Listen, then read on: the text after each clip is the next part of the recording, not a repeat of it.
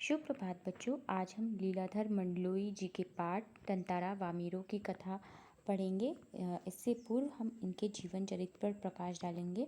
सन 1954 की जन्माष्टमी के दिन छिंदवाड़ा जिले के एक छोटे से गांव कुंडी में जन्मे लीलाधर मंडलोई की शिक्षा दीक्षा भोपाल और रायपुर में हुई।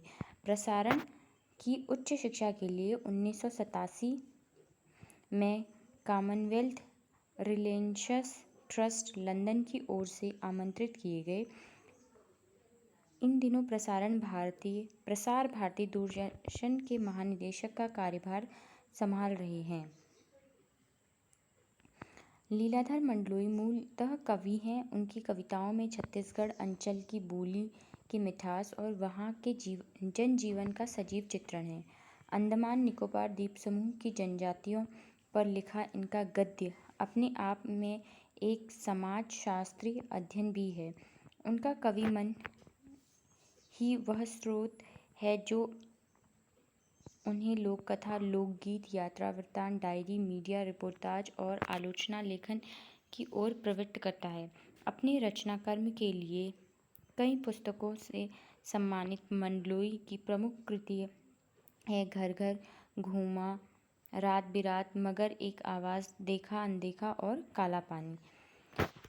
ये इनकी रचनाएं। चलिए बच्चों, हम पाठ प्रवेश करते हैं कि इस पाठ के माध्यम से मंडलोई जी किस प्रकार अंडमान और वहाँ प्रचलित लोक कथाओं का चित्रण करते हैं। जो सभ्यता जितनी पुरानी है उसके बारे में उतने ही ज़्यादा किस्से कहानियाँ भी सुनने को मिलती हैं। किस्से ज़रूरी नहीं कि सचमुच उस रूप में घटित हुए हों जिस रूप में हमें सुनने या पढ़ने को मिलते हैं। इतना ज़रूर है कि इन किस्सों में कोई न कोई संदेश या सीख निहित होती है। अंडमान निकोबार द्वीप समूह में भी तमाम तरह के किस्से मशहूर हैं। इनमें से कुछ को लीलाधर मंडलोई ने फिर से लिखा है। प्रस्तुत पाठ तंतारा वामीरो कथा इसी द्वीप समूह के एक छोटे से द्वीप पर केंद्रित है। उक्त द्वीप में विद्वेष गहरी जड़ें जमा चुका है। उस विद्वेष को जड़ मूल से उखाड़ने के लिए एक युगल को आत्म बलिदान देना पड़ता है। उसी युगल के बलिदान की कथा यहाँ बयान की गई है। प्रेम सबको जोड़ता है और घृणा दूरी बढ़ाता है।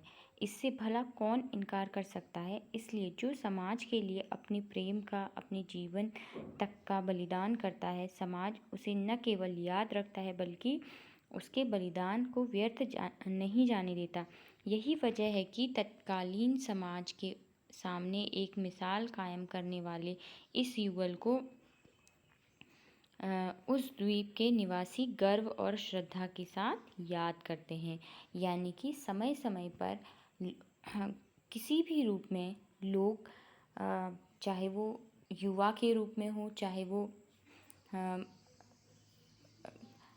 समाज सेवी के रूप में हो, चाहे वो समाज सुधारक के रूप में हो, हर वक्त समाज में जब विपरीत परिस्थितियाँ होती हैं, समाज में विद्वेष होता है, समाज में ईर्ष्या होती है, उस ईर्ष्या और विद्वेष को समाप्त करने के लिए कोई ना कोई आगे बढ़ता है और किसी न किसी रूप से अपना योगदान देता है समाज से इस विद्वेष की भावना को मिटाने के लिए।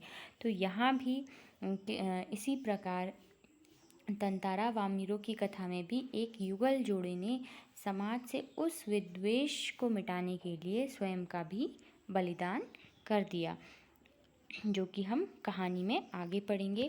तो चलिए बेटा, आज के लिए बस इतना ही। अगली कक्षा में हम पाठ को विस्तार पूर्वक पढ़ेंगे और इस कहानी में निहित बिंदुओं को समझेंगे।